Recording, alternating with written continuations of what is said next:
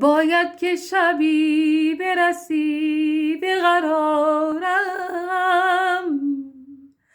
ایمان منی به خدا نسپارم. میترسم از این که زمان نگذارد، چون دست گلی برسی به مزارم. باید که شبی برسی به قرارم، ایمان منی به خدا نسپارم. میترسم از این که زمان نگذارد،